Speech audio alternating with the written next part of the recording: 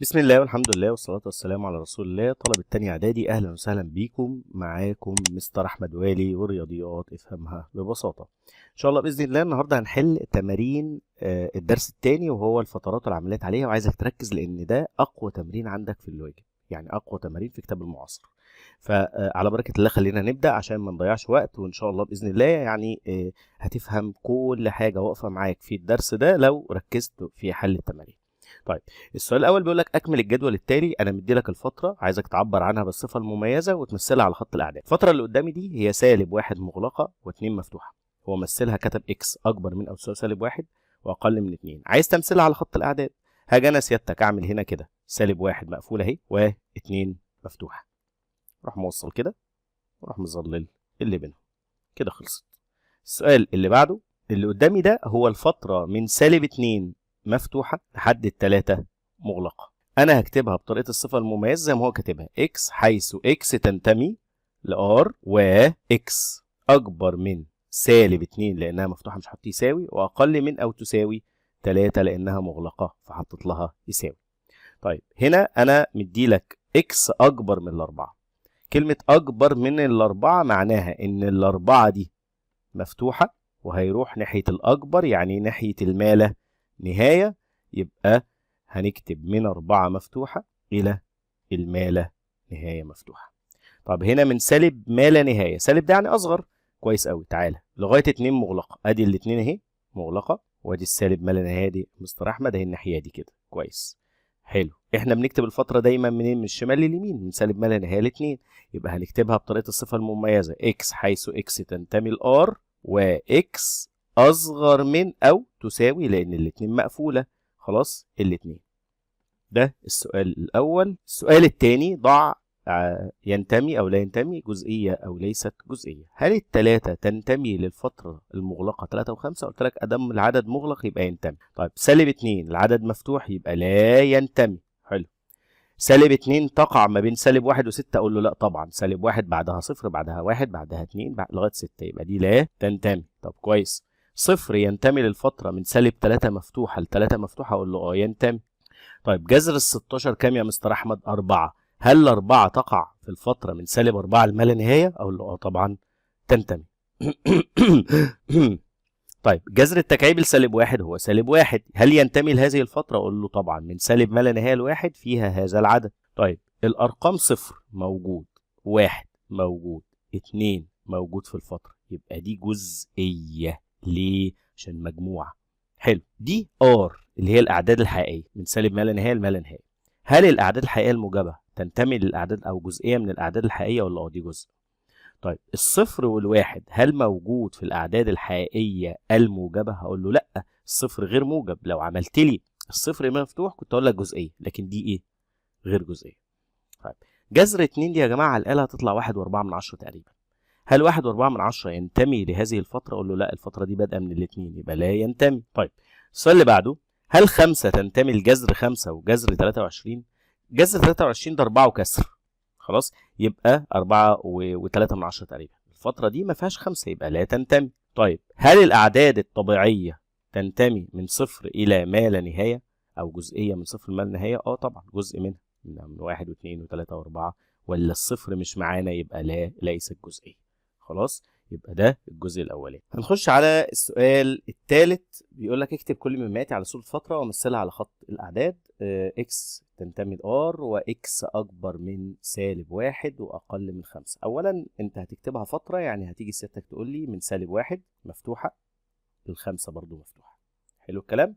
بعد كده خط الاعداد بتاعك سالب ما لا نهايه، موجب ما لا نهايه، وادي -1 مفتوحه. خلاص، -1 مفتوحة و5 مفتوحة. هتوصل كده وتبدأ تظلل لي اللي بينهم. ده أول سؤال. السؤال اللي بعده هنا بيقول لك x أكبر من نص، أكبر من أو يساوي نص، وأقل من جذر التسعة اللي هي 3. حلو قوي. برضو هتيجي سيادتك تقول لي الفترة، والله بص النص ده مغلق. ليه يا مستر أحمد؟ عشان خاطر فيه يساوي. والتلاتة مفتوحة. ليه يا مستر أحمد؟ عشان ما فيش يساوي. يبقى خط الأعداد وادي النص مغلق وادي التلاتة مفتوح. وصل وظلل اللي بينهم. طيب السؤال اللي بعده، اكس تنتمي لار واكس اكبر من الواحد واقل من او تساوي التلاتة. هقول له والله بص الواحد مفتوح والتلاتة مغلقة. طيب خط الاعداد يا مستري هايل، انت يا ابني استاذ دكتور بس انت مش مصدق نفسك. الواحد مفتوح، تلاتة مغلقة، ماشي كده جميل. ماشي، هل جذر اتنين قلنا بيساوي تقريبا 1.4 ينتمي لهذه الفترة؟ اقول له نعم ماشي ينتمي. خلاص. اللي بعده مسألة رقم 4. اكس أكبر من -2 وأقل من 2. هقول له والله بص -2 مفتوح والاتنين مفتوح، خط الأعداد أهو يا مسطري -2 و2، وصل ظلل، خلصت المسألة. هل الجذر التكعيبي ل9؟ تعال نشوف الجذر التكعيبي ل9 ده، عشان أنا يعني شايفك بتقول لي لا القلم ما بتطلعش الكلام ده. الجذر التكعيبي ل9 كام؟ -2 و1/10 تقريبا، يعني ده بيساوي -2 و1/10. حلو. هل ينتمي؟ هقول له لا، ده لا ينتمي لبي. هو من -2 اللي قبلها -1.9 وهكذا، -2 و1/10 ده بعد ده. خلاص، فلا ينتمي لبي. اللي بعده الفترة اللي قدامك دي فترة غير منتهية. اكس اكبر من او يساوي -2. يعني ايه اكبر من او يساوي -2؟ تقول لي يا مستر انا فهمت بقى لما يكون في علامة واحدة اني بحط يا ما لا نهايه سالب ما لا نهايه. هايل، -2 دي هتبقى مقفوله يا مسطري عشان في يساوي. هايل يا ابني، واكبر من رايحه لما لا نهايه. انت رائع. يبقى من -2 مغلقه لموجب ما لا نهايه مفتوحه. السؤال السادس. اكس اقل من الواحد. اقل من الواحد يا مسطري يعني هعمل خط الاعداد سالب ما لا نهايه موجب ما لا نهايه، الواحد مفتوح عشان ما فيش يساوي، اصغر من يعني رايح للصغير اللي هو سالب ما لا نهايه. الفتره بتاعتي من سالب ما لا نهايه مفتوحه لواحد مفتوح. اللي بعده اكس تنتمي لار الموجبه واكس اقل من التلاته. اللي اقل من التلاته في الاعداد الحقيقيه الموجبه معناها ان احنا هنبدا من صفر مفتوح لتلاته مفتوح. الار دي بتبدا من صفر الى ما لا نهاية. اوعى حد يضحك عليك وركز. يبقى خط الأعداد يا أستاذي صفر مفتوح والتلاتة مفتوح، وصل وظلل اللي بينهم، وخلص الكلام على كده. اللي بعد اكس أقل من الواحد. خلاص، يعني من سالب ما لا نهاية مفتوحة للواحد مفتوحة، وتمثلها على خط الأعداد يا أستاذي. دي واحد، وهنمشي شمال كده. السؤال اللي بعده مجموعة الأعداد الحقيقية الموجبة R موجب، يعني من صفر مفتوح إلى ما لا نهاية. يلا يا وحش، موجب ما لا نهاية اهي. هنكتب من صفر مفتوح ورايح ناحية الما لا نهاية. أنت أستاذ. 9. مجموعة الأعداد الحقيقية غير الموجبة. غير الموجبة معناها السالبة اتحاد الصفر، يعني من صفر مقفول وناحيه سالب ما لا نهايه، يبقى سالب ما لا نهايه والصفر ماله مقفول. تعمل خط الاعداد، ركز في الكلام اللي بيتقال لك عشان ده مهم. ادي الصفر مغلق وسالب ما لا نهايه. اللي بعد مجموعه الاعداد الحقيقيه السالبه ار سالب. هتقول لي من سالب ما لا نهايه لصفر مفتوح. طيب هتعمل خط الاعداد وتقول لي ادي سالب ما لا نهايه يا مسطري، وادي الصفر مفتوح من سالب ما لا نهايه يا مسطري لغايه الصفر. يا رب تبقى فاهم. اسئله بسيطه وحلها بسيط. غير السالبه يعني الموجبه اتحاد الصفر. خلاص، يعني بدل ما انت كنت بتكتب من صفر مفتوح لما لا نهايه تكتب من صفر مقفول الى ما لا نهايه مفتوحه. خط الاعداد سالب ما لا نهايه موجب ما لا نهايه. ادي يا سيدي من صفر مغلق، شايف انا ظللته ازاي رايح ناحيه موجب ما لا نهايه. يا رب يبقى كلامي واضح. اللي بعده يا باشمهندس السؤال الرابع. باستخدام خط الاعداد اوجد كل مما ياتي. كده احنا هنعمل خط اعداد، هنرسم الفتره الاولى فوق والفتره الثانيه تحت. الفتره الاولى اللي هي اكس -2 اهو، نعمله مثلا باللون الازرق من -2 مفتوحه الى 2 مفتوحه. دي اكس. خلاص، اللي فوق دي الفتره اكس. فتره واي نعملها تحت بلون تاني، ناخد الاخضر عشان انتوا بتحبوه. خلاص، من 1 مغلق اهو حد ال4 مغلق، دي واي. وانا قلت لك لما تيجي تعمل الفترات كده تيجي بقى بقلمك تروح عامل خط كده وكده عند المكرر. الجزء اللي موجود عندك ده هو هيطلب منك مثلا اكس تقاطع واي، واكس اتحاد واي، واكس فرق واي، واكس او واي فرق اكس. تعالى الاول التقاطع من اول واحد مقفول لاتنين مفتوحه. الاتحاد اصغر رقم -2 واكبر رقم يا هندسه 4، بس الاربعه مالها مغلقه. طيب ايه اللي موجود في اكس؟ اهو بص هنقطه لك اهو، الحته دي شايفها في ودانين كده بنعمل، شايف الودنين دول؟ ايوه الحته دي اكس فرق واي، والحته دي واي فرق اكس. اكس فرق واي منين؟ من -2 مفتوحه الى 1 واعكسه، الواحد بدل ما هو مغلق هنعمله ايه؟ طب واي فرق اكس من 2، الاتنين دي عندها خط صح؟ هي مفتوحه نعملها ايه؟ مقفوله. الاربعه مغلقه مفيش فيها مشكله. يا رب تبقى فاهم، عيد السؤال اكتر من مره لغايه ما تفهم انا بقول لك ايه. اللي بعد برضو عايز مستعينا بخط الاعداد، تعالى اعمل لك خط الاعداد تحت ونكتب الاجابه فوق. ادي يا سيدي خط الاعداد بتاعنا، تعالى نرسم اللي فوق الاكس 2 و5 اهو، 2 و5، واللي تحت حب الاخضر انت يا ولا، ها -1 و3، الثلاثه مفتوحه يا مستر احمد. هايل هايل، ها يبقى الثلاثه مفتوحه، عملناها احنا مغلقه، غلطنا فلازم نصلح الغلط. تعالى يا بيه لون تاني اهو عشان انت تنبسط مني كده. حلو الكلام، قال لي ده كلام رائع. ده اكس اتحاد واي من -1 الى اكبر رقم 5، يبقى من اصغر رقم لاكبر. التقاطع الحته اللي في النص يا مستر منين؟ امشي دايما من الشمال لليمين عشان من الصغير للكبير، من 2 مقفوله ل3 مفتوحه. طيب مين؟ تعالى بقى نعمل الودان ميكي ماوس اهو، ودن يمين خلاص وودن ايه شمال. دي اكس فرق واي، ودي واي فرق اكس. خد بالك هو حد يضحك عليك، اكس فرق واي يعني من اول هنا كده اهو اهو، شايف النقطه اللي على ايدي اليمين دي؟ انا مش هقول لك عليها اهو، شايفها؟ من اول 3 هعكسها مقفوله، والخمسه مفيش عندها خطوط تنزل زي ما هي، مقفوله مقفوله مفتوحه مفتوحه. طيب واي فرق اكس اهو من -1، لكن الاثنين عندها خط اللي احنا بنعمله بتاع التقاطع ده، فبتعكسها بتفتحها لو هي مقفوله. طيب مكمله الاكس، مكمله مين؟ الاكس. سيادتك بتعمل ايه؟ شايف الاكس؟ بتيجي تكتب من سالب ما لا نهايه، خلاص الرقم الصغير كام؟ 2 اعكسه. اتحاد من 5 اقفلها للما لا نهايه. طيب الواي المكمله من سالب ما لا نهايه، اصغر رقم هنا كام؟ -1، هو مقفول افتحه. اتحاد من الثلاثه مفتوحه اقفلها للما لا نهايه. ده المكمله، باخد من سالب ما لا نهايه للرقم الصغير، وبعد كده من الرقم الثاني الكبير لغايه ما لا نهايه. طيب اللي بعده، اذا كانت A ب-5 وما لا نهايه، وB بسالب ما لا نهايه و2، عايز كل اللي قدامنا ده خط اعداد اهو، سالب ما لا نهايه وموجب ما لا نهايه. الفتره B عايز تعملها فوق مفيش مشكله، تعالى بس نغير اللون. خلاص من سالب ما لا نهايه ل2 مغلقه، ادي ال2 مغلقه يا مستري وناحيه سالب ما لا نهايه، ودي الفتره اللي اسمها B. طيب الثانيه من -5، نعمل بلون تاني كده حبايب الاخضر، من -5 مفتوحه اهو لحد مين؟ لحد الما لا نهايه. خلاص يلا بينا، خلينا بقى نحل الخطين بتوعنا. ادي الخط اهو تمام. تعالى يا باشا قول لي ايه اتحاد بي بيساوي ايه؟ ايه اتحاد بي؟ يعني من اصغر رقم لاكبر رقم، من سالب ما لا نهايه لموجب ما لا نهايه، يعني يدينا ار. عايز تكتبها من سالب ما لا نهايه لموجب ما لا نهايه مفيش مشكله. ايه تقاطع بي بيساوي التقاطع من -5 مفتوحه الى كام؟ 2 مغلقه اهو يا سيدي.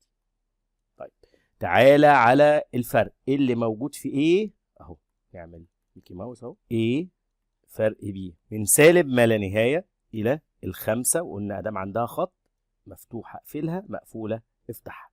بي فرق ايه بتساوي خليك معايا مركز بقى، الودان اللي الناحيه الثانيه اهو، ودان ميكي ماوس الناحيه الثانيه ايه؟ مين اللي موجود في بي ومش موجود في ايه؟ من 2 هفتحها. شاطر. رايح فين؟ لما لا نهايه. انت استاذ، استاذ اوعى تنسى، اوعى تنسى ان انت استاذ مدرس شغال معايا مش طالب بتسمع مني. السؤال اللي بعده نفس الفكره برضو، هيبدا يديك فتره غير منتهيه وفتره منتهيه. برضو خط الاعداد يا جماعه لازم يترسم كويس وتبقى فاهم انت بتعمل ايه. تعالى كده واحده واحده اهو، سالب ما لا نهايه وما لا نهايه، فتره ايه من -1 مغلقه اهي الى ال3 مغلقه. هاي كده دايما كتاب المعاصر بيحب ايه؟ يحط لك افكار مختلفه عشان سيادتك تبقى فاهم. الثانيه من سالب ما لا نهايه ل3 مفتوحه. بص مدلعك والله الراجل ده. في كده فتره اسمها جزء من الثانيه، يعني دي الفتره بي واللي فوق دي الفترة A. كويس. هتيجي تقول لي يا مستري انا بعمل ايه يا مستري؟ بعمل ايه؟ بعمل خط وخط عشان نجيب التقاطع. فلما اجي اقول لك هات لي A فرق B، B فرق A. A فرق B اللي موجود في A ومش موجود في B. ركز معايا قوي، كل ده مش فرق لانه موجود هنا وهنا، الا التلاتة موجودة فوق ومش موجودة تحت. عايزك تركز في التفاصيل دي، دي اسئلة عيال جامدة زيك. طيب B فرق A، اللي موجود في B ومش موجود مع A هو الحتة اللي تحت دي، شايفها دي؟ ايوه شايف. منين دي بقى؟ من سالب ما لا نهاية. ايوه شاطر. لغاية كام؟ -1. بس -1 ده مقفول، فانا هعمل فيه ايه؟ هفتحه. طيب A اتحاد B. ايه اتحاد B؟ من اصغر رقم لاكبر رقم، من سالب ما لا نهاية لحد التلاتة. طيب A تقاطع B. ايه تقاطع B بتساوي ايه؟ ايه تقاطع B بتساوي ايه تقاطع B الجزء اللي انا عنده خط ده اللي هو من كام؟ من -1 لحد 3. بس التلاتة مقفولة ومفتوحة فانا هعملها مفتوحة. طيب البي المكملة هتساوي، انت عندك البي من سالب ما لا نهاية ل3، فانا هاخد من 3 الى ما لا نهاية. من 3 اهو، بس معلش التلاتة دي مفتوحة فانا هعمل ايه؟ ادام فرق بعكس، من 3 مقفولة الى ما لا نهاية. اوجد مستعينا بخط الاعداد كل مما ياتي. خلاص احنا اتدربنا بما يكفي، فهتبقى سيادتك الموضوع سهل وبسيط. تعالى على رقم 1 كده، ادي خط الاعداد اهو. ماشي، هنعمل الفترة الاولى فوق اللي هي -1 و4، الثانية تحت. يلا بينا لون تاني اهو عشان ما تزعلش يا عم. من كام؟ من 2 ل5 اهو. دول التقاطع بينهم من كام لكام؟ قول لي من كام لكام؟ من 2 ل4. هايل. اللي بعد عايز ده الاتحاد. اقول له طيب تعالى كده واحده واحده، خلينا نعمل خط الاعداد هنا بالاحمر. الفتره الاولى من -1 ل4، اتحاد من 2 ل5. احنا راسمين اهو، يبقى من اصغر رقم لاكبر رقم اهو، انا راسمها هنا اهو. خلاص، من -1 لغايه ال5، من -1 مقفوله لغايه ال5 مقفوله. طيب نيجي لده نعمل له خط الاعداد بقى، نغير الارقام. السؤال الثالث اهو، من -3 من -2 اسف ل3، -2 اهي مفتوحه، ل3 مغلقه بالراحه اهو. وصل وظلل اللي بينهم. تانية بالاخضر بقى عشان انت بتحب الاخضر زي ما قلت لك. هتكتب من 0 اهو مفتوح، من 0 ماله مفتوح الى ال1 مفتوح. طبعا ده التقاطع اهو. خلاص، وعايز التقاطع بينهم اللي هو من 0 مفتوح ل1 مفتوح. طبعا في التقاطع الاتحاد ما بغيرش، المفتوح مفتوح والمقفول مقفول. السؤال الرابع خط اعداد، عايز من -3 او من -2 ل3 اهو. -2 مفتوحه، حد ال3 مغلقه، ومن 0 مفتوح الى ال1 مفتوح. خلاص، لما اجيب الاتحاد باخد من اصغر رقم اللي هو -2 لاكبر رقم اللي هو كام؟ 3. حلو الكلام. قال لي ده كلام جميل. هناخد هنا برضه عايزين نجيب الاتحاد. خلاص يلا بينا. ادي خط الاعداد، -3 مغلقه اهو، ل5 مفتوحه، وصل وظلل كده. تانية من 2 مفتوحه ل7 مفتوحه اهو، من 2 ل7 اهو. تعالى نجيب الحل. يلا يا بيه. عايز اتحاد اصغر رقم -3، اكبر رقم 7. خلاص 7 مفتوحه يا مستر احمد. هايل، انت مركز اهو. طيب اللي بعده عايز من 0 في الاعداد، من 0 لحد 5 مفتوحه اهو، 0 لغايه 5 مفتوحين، وبعدين فرق من 3 مفتوحه اهو. واحده واحده كده يا جماعه عشان تبقى فاهم معايا، لل7 مغلقه. يلا بينا. مين اللي موجود فوق في الاولى اهو، مش موجود تحت؟ هتقول لي الجزء ده. يلا، اول اي فرق تعمل له ودان القطه دي. يبقى من 0 مفتوح، التلاتة دي عندها زحمة فهي مفتوحة، أعمل فيها إيه؟ أقفل عليها عشان ما تزعلش. السؤال السابع بيقول لك، أو المسألة رقم 7، عايز 2 و5 اتحاد -2 و3. خط الأعداد أهو، 2 مغلقة و5 مفتوحة، دي الفترة الأولى. الفترة الثانية -2 مفتوحة والتلاتة مغلقة أهو. يلا بينا كده. خلاص، أنت عايز الاتحاد، هاخد من أصغر رقم -2 لأكبر رقم اللي هو كام؟ 5. طيب هنا خط الاعداد، غير لك اللون عشان ما تزهقش. يلا يا بيه اهو، ركز معايا. من 2 مغلقه اهو، 2 اهي، حد 7 مغلقه، والفترة التانية تعالى تحت كده لون تانية يا مستر أحمد، من 3 مغلقة 3 اهي لحد 8 مفتوحة اهو.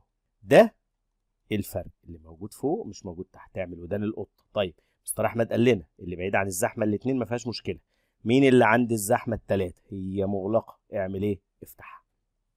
طيب السؤال التاسع، يا رب تبقى فاهم. السؤال التاسع يا حبايب قلبي، بصوا يا أساتذة، من -1 مفتوحة لحد 3 مفتوحة. خلاص اهو. والفترة التانية اهو نعملها تحت اهو بالاخضر. من -5 مفتوحة برضو لحد 1 مقفول. احنا عايزين ايه؟ عايزين تقاطع، يعني اللي موجود فوق وتحت. من -1 مفتوح اهو اللي عنده الخط شايفه، و1 مغلق. اسئلة سهلة ولطيفة. اللي بعده السؤال العاشر، عايز من -3 و0 اتحاد من 0 ل2. ركز معايا بقى في السؤال ده. -3 اهي مغلقة معايا يا باشمهندس، الصفر اهو مفتوح. خلاص بعد كده دي الفترة الأولى. الفترة اللي بعدها هنعملها لك برضو باللون اللي انت بتحبه، من 0 مفتوح إلى 2 مفتوحة. حلو الكلام. هتقول لي يبقى الإجابة من -3 مغلقة ل2 مفتوحة. أقول لك لأ، ما احنا لا الصفر لا موجود لا فوق ولا تحت، فقلنا ما عدا الصفر. ما عدا الصفر مش موجود لا فوق ولا تحت. طيب اللي بعده، أنا عندي خط أعداد معايا يا باشمهندس، من -3 مغلقة أهي ل0 مقفول أهو. تقاطع، تعالى نرسم الفترة التانية يلا. من 0 مقفول أو من 0 مفتوح آسف إلى 2 مفتوح. تقاطع يعني إيه؟ يعني اللي متكرر فوق وتحت. هنا اللي متكرر فوق 0 بس مش موجود تحت، يبقى الإجابة بتاعتنا فاي. حلو. أسئلة سهلة ولطيفة بنت ناس، بس أنت ركز. السؤال اللي بعده السؤال رقم 12. 1 مغلق أهو ل2 مغلقة أهي قدامك. والفترة التانية من -2 مغلقة اهو لحد 4 مغلقة. احنا يا فندم عايزين ايه؟ عايزين اللي موجود فوق ومش موجود تحت. مفيش حاجة. هل في حاجة جوه الأحمر ده مش موجودة، مش مشتركة مع الأخضر؟ لا، يبقى الإجابة فاي. السؤال 13 بيقول لك عايز الفترة -2 مغلقة اهو ل4 مغلقة اهي، واللي بعده من 1 مغلق ل2 مغلقة. خلاص عايز الفرق اللي موجود فوق ومش موجود تحت. ركز بقى معايا كده، اللي موجود في الفترة الحمراء اللي فوق دي، ركز قوي في السؤال ده. ودان القطة اللي هنا دي والحتة دي كمان. ماشي، خليك فوق ودان القطة اللي انا بعملها. يبقى الإجابة من -2 مقفولة. الواحد ده كان مقفول، فاعمل فيه ايه؟ هفتحه. في حتة تانية ها، من 2 مفتوحة ل4 مغلقة. اللي بعده السؤال اللي بعده، عندك خط أعداد من -1 لحد 4. كويس؟ قال لي كويس. والفترة التانية من 5 اهو 5 مغلقة ل7 مفتوحة. هل في تقاطع بينهم؟ اقول له لا، مفيش حاجة مشتركة، يبقى الإجابة فاي. سؤال 15 هنعمل خط إعداد. تعبت؟ اوعى تتعب، تمارين كتير قلت في كتاب المعاصر وعايزين نحلها كلها عشان نبقى قفلنا الباب على الدرس ده خالص. -1 مقفولة و5 مقفولة اهو. ركز يا باشمهندس. فرق يعني اللي موجود فوق ومش موجود تحت. -1 مفتوحة و5 مفتوحة. ركز لي بقى هنا يا مشمش، عشان الفترة اللي فوق هي اللي تحت. الفرق يعني مين اللي متظلل فوق ومش متظلل تحت؟ -1 ومين تاني؟ والخمسة. يبقى الإجابة -1 والخمسة.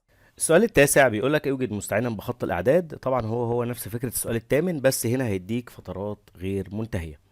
اوجد مستعينا بخط الأعداد العمليات اللي موجودة على هذه الفترات. أول واحدة الفترة من 1 إلى 5. خلاص لحظة بس نعدل الخط ده. تمام، ونعمله لك كده بالأحمر زي ما احنا متعودين. الفترة من 1 مفتوحة أهو إلى 5 مفتوحة أو 5 مغلقة. تقاطع الفترة من سالب ما لا نهاية، من سالب ما لا نهاية لحد 3 مغلقة. أدي 3 أهي مغلقة وسالب ما لا نهاية، يعني أنا همشي الناحية دي. طب أنا عايز أجيب التقاطع، يعني الجزء المشترك ما بين الفترتين. خلاص. طيب المشترك ده اللي هو الجزء اللي احنا هنعمل له دايرة ده، شايفه أهو. طيب تمام، ايه ده يا مستر؟ قال لي ده من 1 مفتوح الى 3 مقفولة. طيب اللي بعده السؤال التاني، عايز الفرق ما بين الفترة دي واللي بعدها. سالب ما لا نهاية و6 فرق 4 وما لا نهاية. خط الأعداد سالب ما لا نهاية و6 مغلقة أهو 6، ودي سالب ما لا نهاية. خلاص، ده الفترة الأولى. الفترة التانية من 4 إلى ما لا نهاية، ده الأربعة مفتوحة إلى الما لا نهاية. طيب أنت عايز إيه يا مستر أحمد؟ عايز الفرق، يعني عايز ودن القطة دي اللي موجودة فوق مش موجودة تحت، أنا بنقطها لك أهو. يبقى الفرق من سالب ما لا نهاية لحد الأربعة، بس الأربعة مفتوحة، أنا هعمل فيها إيه؟ هقفلها. طيب السؤال التالت، عايز الفترة 2 و5 اتحاد الفترة من 5 لما لا نهاية. برضه هنعمل خط الأعداد يا شباب. ماشي، الموضوع خلاص بقى، المفروض انت زهقت منه بقى خلاص وتبقى فاهمه كويس. اوعى تقول لي مش فاهم. 2 و5 مغلقة اهو الفترة الأولى. الفترة التانية باللون اللي انت بتحبوه ايه هو؟ سامعك، الأخضر. حلو، من 5 مفتوحة إلى ما لا نهاية. الاتحاد يعني ايه؟ من أصغر رقم اللي هو 2 لأكبر رقم اللي هو ما لا نهاية مفتوح. حلو، الخمسة يا مستر مش موجودة تحت، مش مهم، ما هي مع الفترة اللي فوق. طيب تعالى على اللي بعده، احنا عايزين نعمل خط الأعداد. يلا، من الفترة الأولانية اللي هي كام؟ من 3 إلى ما لا نهاية. أدي التلاتة مغلقة أهي، شايفها؟ قال لي أيوه، لغاية الما لا نهاية سهمة. والفترة التانية من سالب ما لا نهاية لحد السبعة مفتوحة أهو، دي السبعة. كويس. انت عايز ايه؟ عايز التقاطع. التقاطع يعني الجزء المتكرر ما بين الفترتين، يعني من 3 مغلقة إلى السبعة مفتوحة. حلو الكلام. اللي بعده، عندي خط الأعداد أهو، وعندي أدي سالب ما لا نهاية وأدي موجب ما لا نهاية، وأنا هبدأ أعمل من سالب ما لا نهاية لتلاتة أهو، أدي التلاتة مفتوحة وأدي سالب ما لا نهاية. خلاص، احنا عايزين المكملة. المكملة هتساوي من أول التلاتة إلى الما لا نهاية. حلو الكلام. قال لي ده كلام جميل. اكس من سالب 5 إلى ما لا نهاية. خلاص، عايز المكملة. خط الأعداد يا جميل الملامح أهو، من سالب 5 أهي مغلقة إلى الما لا نهاية أهو. حلو، أنت عايز إيه؟ عايز المكملة، يعني بقية خط الأعداد، يعني من سالب ما لا نهاية لغاية السالب 5، بس في الفرق بعكس العدد بتاع السؤال. طيب السؤال العاشر، هيبدأ بقى يدي لك فترة ومجموعة، فترة ومجموعة. فترة اتحاد مجموعة بنقفل. طب هو مقفول، سيبه مقفول زي ما هو، اكتب الإجابة 3 و5. تمام. طيب هنا 3 و5 مجموعة اتحاد الفترة المفتوحة 3 و5. الاتحاد بيقفل. الاتحاد ماله؟ بيقفل العدد اللي اتكرر. 3 و5 مقفولين. طيب هنا ده تقاطع. التقاطع يعني تشوف العدد المكرر اللي موجود جوه الفترة وموجود جوه المجموعة. التلاتة مع المجموعة، هل مع الفترة؟ قال لي أيوه، يبقى التلاتة موجودة. طب السبعة موجودة هنا، هل هنا موجودة؟ لأ، لأنها مفتوحة، يبقى الإجابة 3 فقط. السؤال اللي بعده، 3 و5 مفتوحين، تقاطع المجموعة 3 و5. نبص على المجموعة، التلاتة مش موجودة في الفترة لأنها مفتوحة، ولا الخمسة، يبقى الإجابة فاي. طيب تعالى بقى، الفرق بيعمل إيه؟ الفرق بيفتح العدد المكرر، يعني الإجابة هنا فترة مفتوحة 2 و5. طيب هي مفتوحة أصلا، أقول له هتفضل مفتوحة 3 و5. يا رب تبقى فاهم. السؤال اللي بعد، المجموعة 3 و5 فرق ال3 و5 مقفولين. مين موجود في المجموعة ومش مع الفترة؟ التلاتة موجودة هنا وهنا، يبقى دي ما تنفعش فرق. والخمسة موجودة مع المجموعة وموجودة مع الفترة، يبقى الإجابة فاي. طيب مين موجود مع المجموعة ومش موجود مع الفترة؟ هتقول لي والله التلاتة موجودة مع المجموعة بس مش موجودة مع الفترة لأنها مفتوحة، والخمسة مع المجموعة لكن مش مع الفترة لأنها مفتوحة. كويس. 3 و5 مفتوحين اتحاد التلاتة. مين اللي اتكرر؟ التلاتة، اقفلها، والخمسة تفضل مفتوحة زي ما هي. طيب اللي بعده، نيجي هنا بقى السؤال رقم 10 بيقول لك ايه؟ هو الفترة المغلقة 0 و5 لما اشيل منها العدد 5 هنعمل ايه؟ هنفتح اللي اتكرر. مين اللي اتكرر يا مستر؟ الخمسة، افتح يا نجم. طيب هنا تقاطع 2 و5، تقاطع المجموعة. تعال نشوف الأعداد الموجودة، الأعداد اللي موجودة جوه هذه الفترة، الأعداد الصحيحة يعني. الاتنين بعدها 3، بعدها 4. خلاص، إيه بقى المتكرر هنا وهنا؟ هتقول لي والله يا مستر التلاتة والأربعة يا مستري. إن أقول لك أنت ممتاز ممتاز، أوائل جمهورية. طيب -3 مفتوحة و5 مقفولة. قول لي إيه الأعداد عشان أجيب لي اتحاد. أقول له بص، أعداد إيه ده؟ إحنا عندنا -3 مفتوحة اتحاد مجموعة. هل السالب 3 هتدي اتكررت؟ لا، يبقى مش هقفلها. هل الخمسة اتكررت؟ لا، يبقى مش هقفلها. مقفول، اسف، هتفضل زي ما هي. طيب السؤال 11، اوجد كل مما ياتي. يبدأ يدخلك بقى في الرموز. الرموز دي بص يا بيه، ار تقاطع، ار تقاطع اي فترة بيساوي الفترة، ار اتحاد اي فترة بيساوي ار الاعداد الحقيقية. حلو الكلام. وهنا بيقول لك ار تقاطع 2 و5، تقول لي 2 و5. طيب ار موجبة يعني من صفر مفتوح الى ما لا نهاية. اتحاد من صفر لاتنين، ادام فترة وفترة لازم ارسم خط اعداد. ادي الصفر مفتوح الى ما لا نهاية، والتانية من صفر مفتوح الى 2 مقفولة. انت عايز ايه؟ عايز ايه؟ قول. عايز اتحاد، يعني من الصغير، ايوه شاطر، ها، للكبير اللي هو ما لا نهاية، يعني ادتني ار موجبة. طيب ار سالبة فرق سالب 2 وصفر، اعمل خط الاعداد. ادي سالب ما لا نهاية وادي موجب ما لا نهاية. ار سالبة دي منين يا مستري؟ من سالب ما لا نهاية لصفر مفتوح يا استاذي. حلو، يبقى ادي الصفر مفتوح وهنروح لناحية سالب ما لا نهاية. تمام. الفترة اللي تحت نعملها بلون تاني، اللون اللي انت بتحبه، يلا يا نجم.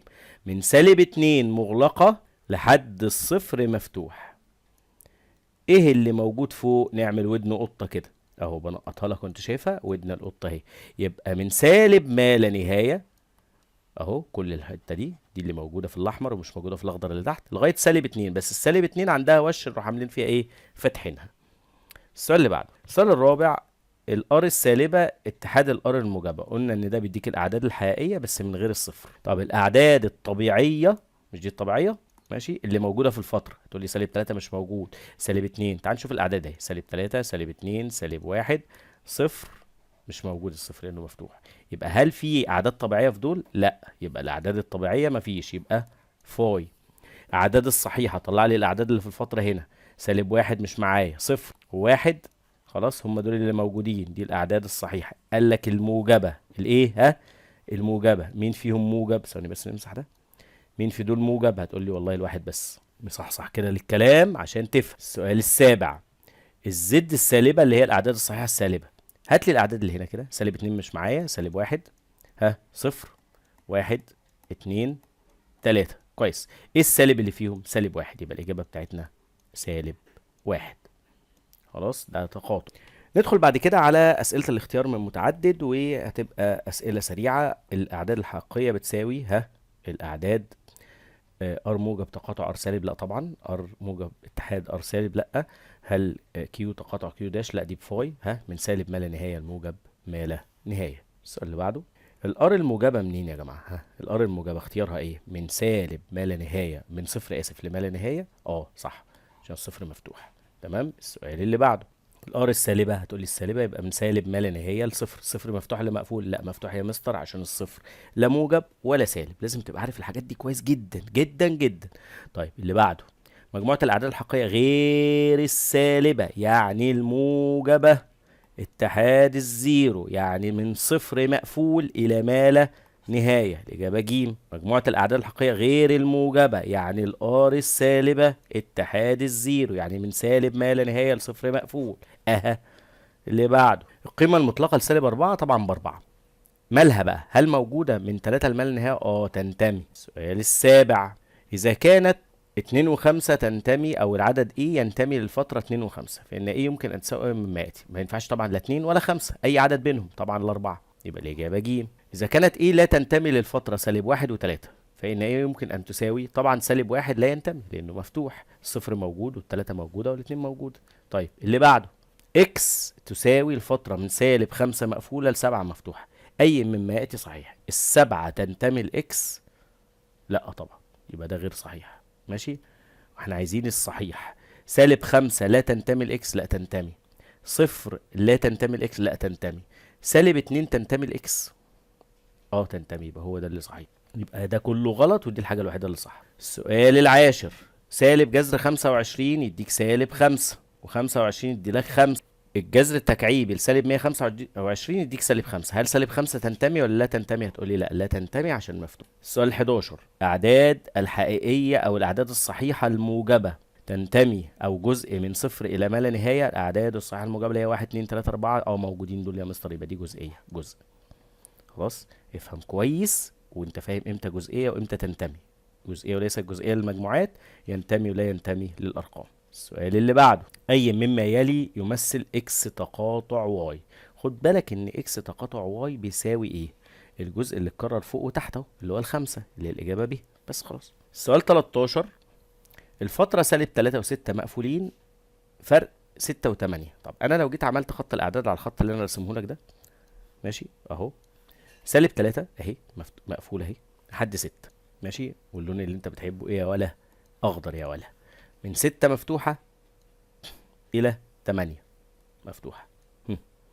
ايه اللي موجود بقى هنا؟ ايوه، ودن القطة، عودتك اهو. اللي موجود في الاحمر ده، هتقولي من سالب 3 ل6. الستة مالها؟ مقفولة زي ما هي. ليه؟ عشان مش هعكسها، عشان هو اصلا مش موجودة مع اللي تحت، ده اللي موجود فوق ومش موجود تحت. خلاص، يبقى الستة هتفضل زي ما هي. 14، سالب 4 و1 تقاطع 0 و1. هقول له بص يا بيه، خط أعداد زي ما مستر أحمد ولي علمني. سالب 4 مقفولة و1 مقفولة، تقاطع من 0 مقفول و1 مقفول. التقاطع ده بيبقى الجزء المتكرر اللي هو من كام؟ من 0 ل1 مقافيل اهو. الإجابة ج. سؤال 15 يا سيدي، سالب ما لا نهاية و2 تقاطع 0 وما لا نهاية. خط أعداد سالب ما لا نهاية و2، 2 مفتوحة اهي، ودي سالب ما لا نهاية، تقاطع من 0، من 0 اهو مقفول لحد الما لا نهاية. خلاص، وعايز تقاطع يبقى الجزء المتكرر اللي هو من 0 مقفول ل2 مفتوح. 0 مقفول و2 مفتوح. ما الفترة الناتجة عن 2 اتحاد الفترة 2 و5؟ طبعا اللي اتكرر هنا وهنا هو الاتنين، يبقى 2 مقفولة والخمسة هتفضل زي ما هي، مالها؟ مفتوحة. 2 مقفولة و5 مفتوحة، اللي هي الإجابة رقم د. طيب، أنا عايزك تخلي بالك من النوعية دي من المسائل. أي الفترات الآتية ينتمي إليها العدد جذر أو سالب جذر 7؟ بص يا بيه، أولا تعال نجيب كده سالب جذر 7 ده، سالب جذر 7 يساوي، ودوس لنا على اس دي، تطلع سالب 2 و6 من 10 تقريبا. سالب 2 وكام؟ و6 من 10. يعني تقع بين سالب 2 وسالب 3. حلو الكلام. بس خلص الموضوع. موضوع سهل وبسيط جدا. السؤال 18، الأعداد الحقيقية، فرق الأعداد الحقيقية السالبة لما أشيل منها صفر وما لا نهاية. آسف، دي السالبة، من سالب ما لا نهاية لصفر. من سالب ما لا نهاية لإيه؟ لصفر. كويس، هيدي لك إيه بقى؟ هيدي لك من 0 مقفول إلى ما لا نهاية، اللي هي الإجابة رقم ج. اوعى تقول لي هيديني الأعداد الحقيقية الموجبة، لا طبعا. الأعداد الحقيقية الموجبة اتحاد الصفر. ما مجموع، ركز في السؤال، جمع، هنجمع الأعداد. أدام البابين دول مقفولين بتجمع طرفي الباب، اجمع الطرفين كده يديك صفر، يبقى الإجابة صفر. خلاص. ما مجموع، حلو. هتقولي هو نفس السؤال، اقول لك اه بس دي مفتوحه يعني مش معايا، فاحنا الناتج هيبقى الباب المقفول بس، يبقى سالب 75. يبقى لو الاتنين مقفولين هجمعهم، واحده مفتوحه وواحده مقفوله، باخد المقفوله. يا رب تبقى فاهم. التلاتة تقاطع 3 و6، المجموعة 3، ايه المشترك بينها وبين الفترة اللي فيها التلاتة؟ تقول لي العدد 3 يا مستر أحمد. انت يا ابني بص بقيت مدرس. السؤال 22، ايه اللي موجود مع المجموعة ومش موجود مع الفترة؟ اقول له بص يا باشا، التمانية اصلا مع المجموعة ومش مع الفترة. التسعة لا، لانها موجودة جوه الفترة. العشرة برضو مش موجودة مع الفترة، يبقى الإجابة بتاعتي هي الإجابة رقم ب. يبقى احنا اللي موجود هنا التمانية والايه والعشرة. ليه؟ ما انا قدامي، ما هم مفتوحين يعني مش في الفترة. طيب، السؤال 23، اكس تنتمي لسالب 3 و4. يا ريت تركز بقى معايا في السؤال ده. لما اجي اقول لك كده، في عدد بالسالب وعدد بالايه؟ بالموجب. السالب 3، سالب 2، سالب 1، 0، 1، 2، 3، 4. حلو الكلام. ربع كل ده وعايز اكس تربيع. فدي 9، 4، 1، 0، 1، 4، 9، 16. عشان بس انا عايزك تبقى فاهم. بعد كده بتاخد لي من اصغر رقم ظهر عندك لاكبر رقم ظهر عندك. من كام لكام بقى؟ ها، من 0 ل16. يبقى دي الاجابه ج. يا رب تبقى فهمت انا عملت ايه. طلعت كل الاعداد الصحيحه اللي في الفتره وربعتهم كلهم، واخد اصغر رقم واكبر رقم. سؤال 24، اذا كانت اكس تنتمي لسالب 5 و4، فان اكس تربيع سالب 5، سالب 4، سالب 3، سالب 2، سالب 1، 0، 1، 2، 3، 4. ربع 25، 16، 9، 4، 1، 0، 1، 4، 9، 16. ها، اصغر رقم 0 اكبر رقم 25، يبقى من 0 ل 25. كده اسهل طريقه يا جماعه، عشان في ناس بتقعد تشرحها كده اسهل طريقه يا جماعه، عشان في ناس بتقعد تشرحها بطريقه مختلفه شويه، فده الطريقه الاسهل بالنسبه لك. بكده انا خلصت كل تمارين كتاب المعاصر على درس الفترات. يا رب تكونوا فهمتوا، ويا رب اكون وفقت في عرض الشرح للمسائل. كان معكم مستر احمد والي، والسلام عليكم ورحمه الله وبركاته.